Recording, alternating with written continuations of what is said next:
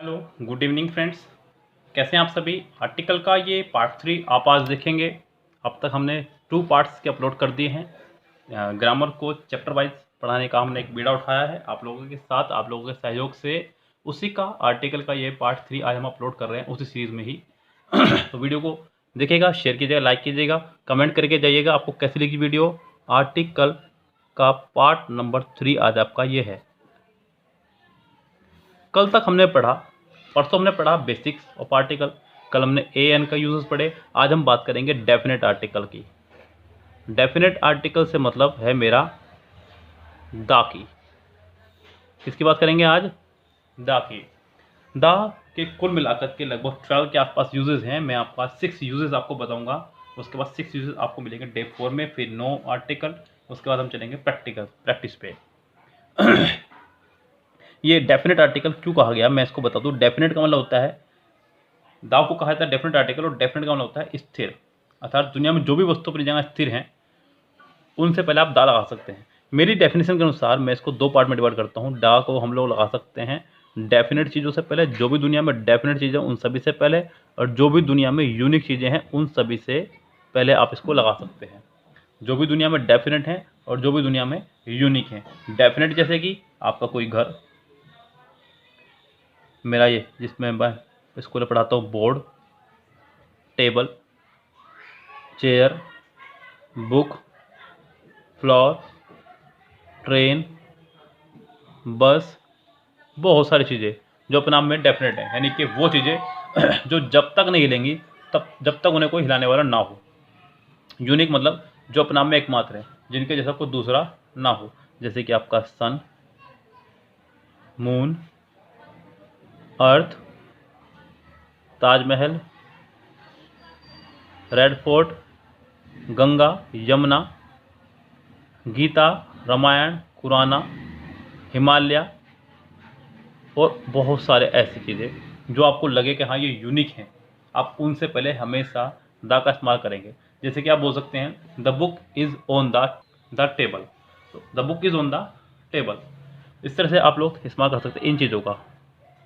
The book is on the table, यहाँ आपने दो बार आर्टिकल लगाया द, और दोनों ही आपका एक बुक से पहले है और एक टेबल से पहले है। ये भी अपनी जगह पे फिक्स है, ये भी अपनी जगह पे फिक्स है, तब तक जब तक कोई व्यक्ति इसको टच करके ना हिलाए, अपनी जगह से ना हटाए। The sun is a star, तो यहाँ पे सन से पहले आपने लगाया द, क्योंकि सन अपना आप में एक यूनिक आइटम है, इसके जैसा कोई दूसरा दुनिया में नहीं है, तो आपने यहाँ लगाया इससे पहले द। यस, तो आप खूब अच्छे समझ गए। The earth moves round the sun, ऐसे बोल सकते हैं। The Taj Mahal is one of the 7 wonders of the world, तो द ताजमहल आपने लगाया। The Ganga is the holy river of India, ऐसे। The Gita is the holy book of Hindus. इस तरह से आप किसी भी वर्ड से पहले द लगा सकते हैं, क्योंकि सभी अपना में यूनिक हैं, इनका साथ में आपको द लगाना बनता है। चलते हैं हम uses of the pay. Uses of the कहो या दी, अगर बाउल से पहले आ रहा है तो दी, और कॉन्सोनेंट से पहले आ रहा है तो दा। लेकिन ये इंग्लिश स्पीकिंग का फंक्शन है, आपका इससे कोई ज़्यादा लेना देना नहीं है। आपको सिर्फ और सिर्फ एग्जाम्स के पॉइंट ऑफ व्यू से पढ़ना है, जितना ज़रूरी है उतना। अगर मैं बात करूँ पहले रूल की ही आज के, तो सबसे पहला रूल है, देखिए सबसे पहले तो आप एक बात जान लें मेरी आज मैंने आपको ये फ्रॉम डे वन बताई थी। इनको आर्टिकल तो कहते ही हैं, साथ साथ इनको डिटरमाइनर की श्रेणी में भी रखा जाता है। यस, डिटरमाइनर यानी कि my, our, your, their, his, her, the, ये सभी वर्ड, और ए एन बी, और भी बहुत सारे ईच, एवरी वगैरह बहुत सारे वर्ड ऐसे आपके जो डिटरमाइनर कहलाते हैं। लेकिन मैं फिलहाल आपको इतना पढ़ा रहा हूँ यहाँ पे। आप इन सभी को ध्यान में रखते हुए चलें और मेरे साथ आगे बढ़ें। जैसे कि आज का पहला रूल है यूजेस ऑफ द का, कि सुपरलेटिव डिग्री से पहले हमेशा द लगाते हैं। क्या लगाते हैं? द।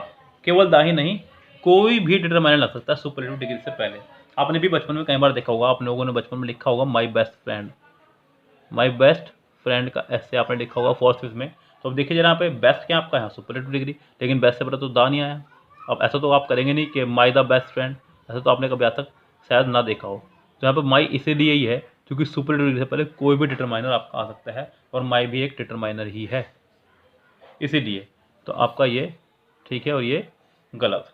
तो ध्यान रखिएगा, सुपरलेटिव डिग्री से पहले आप कोई भी डिटरमाइनर लगा सकते हैं, इनमें से कोई भी एक, my, our, your, their, his, her, the, कोई भी एक। तो यानी कि हमने एक बात जान ली कि सुपरलेटिव डिग्री से पहले द आता है, सुपरलेटिव डिग्री से पहले द आता है। डिग्रीज होती हैं 3 तरह की,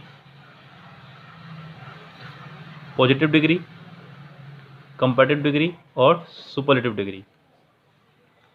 पॉजिटिव डिग्री से पहले तो कभी दा नहीं आएगा किसी भी कंडीशन में, लेकिन कंपैरेटिव डिग्री से पहले दा आता है एक कंडीशन में। वो क्या कंडीशन है उसको भी देख लीजिएगा। यदि कंपैरेटिव डिग्री के बाद देन या टू, कंपैरेटिव डिग्री के बाद देन या टू ना हो तो कंपैरेटिव डिग्री से पहले आप दा लगा सकते हैं। अगर कंपैरेटिव डिग्री से बाद देन या टू ना हो तो आप कंपैरेटिव डिग्री से पहले दा लगा सकते हैं। कैसे, देख लीजिएगा। मैंने कहा she is the better of the 2 girls of Saharanpur. Sentence को मुझे दिस बैच लिखना था लेकिन जगह नहीं थी, इसलिए मैंने सहारनपुर कर दिया यहाँ पे। She is the better of the 2 girls of Saharanpur. अगर आप गौर करते हो, बेटर एक कंपैरेटिव डिग्री है और बेटर के बाद ना तो देन आया ना टू, आपने बेटर से पहले क्या लगाया, द। सेंटेंस ठीक है। एक और सेंटेंस देखते हैं। उसने कहा द हायर यू गो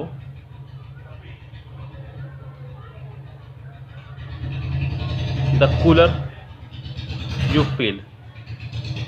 सही कर लीजिएगा, तो कूलर है ये, गलती से मैं एल लिखा गया पहले ही।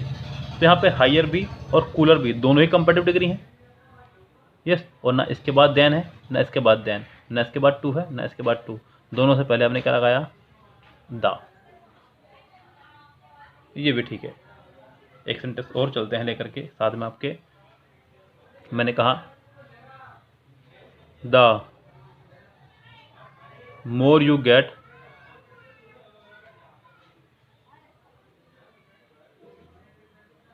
The more you want.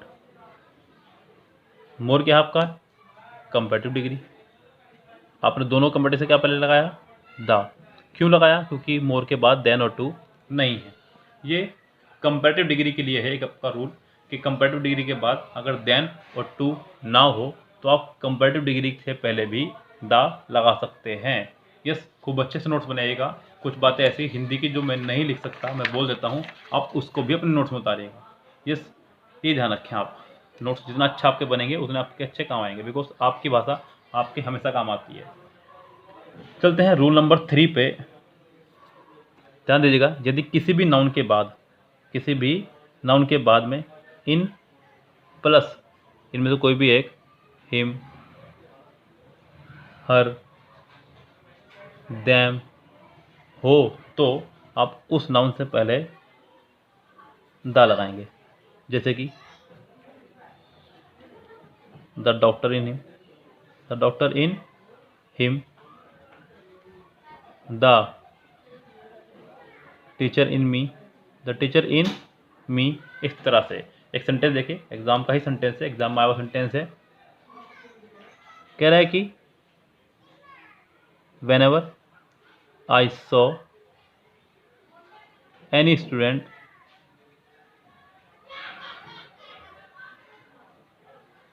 Doing mistake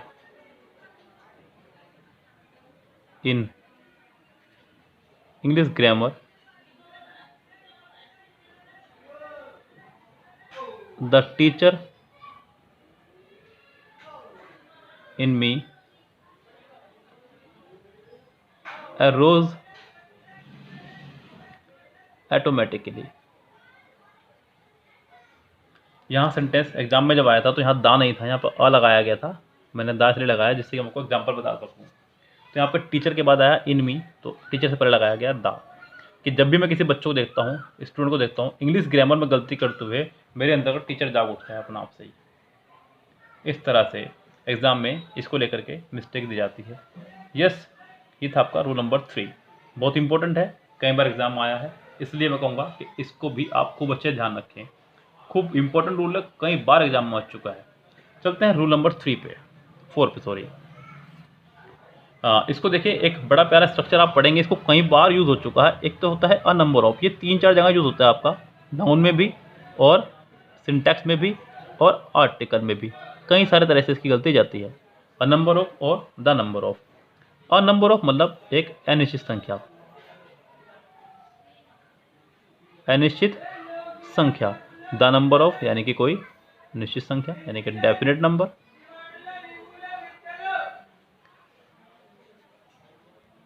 अब दूसरी बात मैंने आपको जो बताई हुई है, वही बताइए कि ऑफ के बाद हमेशा प्लूरल नाउन आता है। ऑफ के बाद हमेशा प्लूरल नाउन आता है, जो दोनों में है, आएगा ही आएगा। अब वर्ब कैसे आएगी? यह है एक अनिश्चित संख्या, तो इसके साथ आएगा आपके प्लूरल वर्ब। यह है एक निश्चित संख्या, इसके साथ आएगी आपके सिंगुलर वर्ब। अब ये सेंटेंस कई तरह से एग्जाम में प्रॉब्लम में दिया जाता है। पहला प्रॉब्लम दी जाती है यहाँ से, ऑफ के बाद सिंगुलर नाउन लगा करके। दूसरी प्रॉब्लम दी जाती है सिंगुलर या प्लूरल लगा करके। तीसरी प्रॉब्लम दी जाती है आपका ये हटा करके, नंबर ऑफ लगा दिया, सेंटेंस बना दिया। एग्जाम में कुछ इस तरह दिया जाएगा अगर आर्टिकल से दी जा रही है प्रॉब्लम तो। Number of students were present there. अब आपको आगे वाली वर्ब देख करके फैसला लेना है कि ए आएगा या दा। हालांकि एक आपको मैं बड़ी फतह की बात बताता हूँ कि एग्जाम में सिर्फ और सिर्फ आपको निकालनी है mistake. Editing, omitting, common error में सिर्फ और सिर्फ आपको निकालनी होती है मिस्टेक। आपका इससे कोई लेना देना नहीं कि आपका यहाँ क्या आएगा और क्या नहीं आएगा। ये तो कंफर्म है, क्या तो अ नंबर ऑफ और the number of he rule है, इसके अलावा खाली नंबर ऑफ रूल नहीं है। यानी कि तो कंफर्म है कि गलती तो इसी पार्ट में है। क्या आएगा इसका फैसला लेंगे आप वर्ब को देख के। प्लूरल वर्ब है तो अ आएगा, अगर सिंगुलर वर्ब होती तो द आता। अगर सेंटेंस इस तरह होता, number of students was present there. अब सिंगुलर वर्ब को देखते हुए आपको यहाँ लगाना होगा द। यस, ये एग्जाम के पॉइंट ऑफ व्यू से इस तरह एरर दी जाती है। यस, ये ध्यान दीजिएगा आप। ज़्यादा कुछ रूल्स नहीं है द को लगाने के, 12 यूजेज हैं और बहुत अच्छे से मैं आपको नोट्स दे रहा हूँ, चिंता ना करें बिल्कुल भी। ये मत सोचे कि ये इंपॉर्टेंट है या नहीं है, जो इंपॉर्टेंट है सिर्फ वो ही दे रहा हूँ माय डियर, इसके अलावा मैं आपको दे ही नहीं रहा हूँ। मेरे ये नोट्स पढ़ने के बाद में आप कोई भी किताब पढ़ लेंगे, जो भी आपके पास किताब हो, बड़ी से बड़ी या छोटी से छोटी, चाहे एसपी बख्शी जी की या फिर मिरर ऑफ कॉमन एरर हो या फिर आपके पास परफेक्ट हो या फिर केडी कैंपस या पैरामाउंट, कोई भी बड़ी से बड़ी किताब आपके पास हो आप पढ़ लीजिएगा। वहाँ रूल हमसे कम ही मिलेंगे, आपको हमारे रूल्स कम नहीं मिलेंगे। यस, और ये सभी जगह काम भी करते होंगे, बिल्कुल बेफिक्र रहिए। बहुत सारी बुक्स को देखने के बाद में, बहुत सारे प्रैक्टिस सेट सोल्व करने के बाद में ये रूल मैंने निकाले हैं आपके लिए, इंपॉर्टेंट हैं, वही करा रहा हूँ, बेफिक्र होकर करते रहिएगा। रूल नंबर 5 पे चलते हैं। देखिए रूल नंबर 5 क्या है? जब प्रॉपर नाउन की तुलना, प्रॉपर नाउन की तुलना किसी प्रॉपर नाउन से ही हो, जब प्रॉपर नाउन की तुलना किसी प्रॉपर नाउन से ही हो तो दूसरे वाले प्रॉपर नाउन से पहले आप आर्टिकल लगाएंगे। क्या लगाएंगे? दूसरे वाले प्रॉपर नाउन से पहले आप आर्टिकल लगाएंगे, वो भी कौन सा? दा। जरा कैसे, एग्जाम्पल देख लेते हैं। मैंने कहा Kalidas is dash Shakespeare of India. यहाँ दो प्रॉपर नाउन आए, पहला प्रॉपर नाउन है कालिदास, दूसरा प्रॉपर नाउन है Shakespeare. Proper noun, proper noun, इस वाले की तुलना इस वाले से की जा रही है तो आप यहाँ लगाएंगे इससे पहले the. Kalidas is the Shakespeare of India. Kalidas Bharat के शेक्सपियर है। इस तरह से अगर आप अपने लिए भी इस्तेमाल करना चाह रहे तो कैसे कर सकते हैं, जैसे कि कई बार हम लोग बोल देते हैं कि Rahul is the Gandhi of this batch. Rahul जो है इस बैच का गांधी है। इसका मतलब राहुल के विचार, धारणाएं, नियम कानून गांधी जी जैसी हैं। गांधी से मतलब ये नहीं कि उसके बाल नहीं है, वो गंजा, उसका कोई चश्मा लग रहा है, डंडा लेके चलता है, ऐसा कुछ नहीं है भैया। इसका मतलब यह है कि राहुल के विचार गांधी जी जैसे हैं, राहुल की सोच गांधी जी वाली है। ये तुलना हो गई। अगर मान लीजिए आपके बैच में कोई बच्चा ऐसा हो जो बहुत अच्छी इंग्लिश ग्रामर जानता हो, नियमों से बात करता हो, तथ्य से बात करता हो कि यहाँ पर 2 आया, फर्स्ट फॉर्म आएगी, बी आया, थर्ड फॉर्म आएगा, ऐसे बात करता हो, तो आप उसको बोल सकते हैं यार तुम्हारी ग्रामर तो सौरभ जैन सर जैसी है। तो किसी के लिए भी मैं बोल सकता हूँ Rahul is the Saurabh Jain of our batch, हमारे बैच का राहुल सौरभ जैन, यानी कि उसकी इंग्लिश सौरभ जैन जैसी है, ये आप कह सकते हैं। इस बारे में आपने तुलना करी उसकी।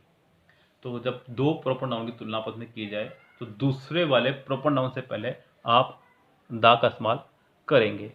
ये था आपका रूल नंबर 5। चलते हैं रूल नंबर 6 पे, जो कि है आपका लास्ट रूल आज का, जो कि टोटल 12 रूल्स हैं इसके अंदर। मैं आपको सिर्फ और सिर्फ 6 रूल कराने वाला हूँ आज, 6 कराऊंगा कल, जिससे कि रेशो बराबर का रहे। यस, वीडियो छोटी हो बड़ी हो उससे कोई मुझे लेना देना नहीं है, मुझे सिर्फ इतना समझाना आपको जितना आप आराम से समझ सके। ये इंपॉर्टेंट है, एग्ज़ाम में कई बार आया है। यस, ये सबसे ज़्यादा बड़ा फ़ायदा करता है आपका क्लोज टेस्ट में, इसलिए ये इंपॉर्टेंट और भी ज़्यादा हो जाता है, क्लोज टेस्ट में बहुत इंपॉर्टेंट हो जाता है। देखिए क्या है रूल, रिलेटिव प्रोनाउन रूल है। हु, whom, which, what और that, ये 5 ही हैं, ज़्यादा नहीं है। Who, whom, which, what, that से पहले अगर कोई नाउन आता है तो उस नाउन से तुरंत पहले आर्टिकल आएगा, वो भी दा। इससे पहले अगर कोई नाउन आ रहा है तो उस नाउन से तुरंत पहले आर्टिकल आएगा दा, इस बीच कुछ नहीं आएगा, ध्यान रखें आप। यस, और वो नाउन कौन कौन से हो सकते हैं आपके, कॉमन नाउन, कलेक्टिव और मटीरियल।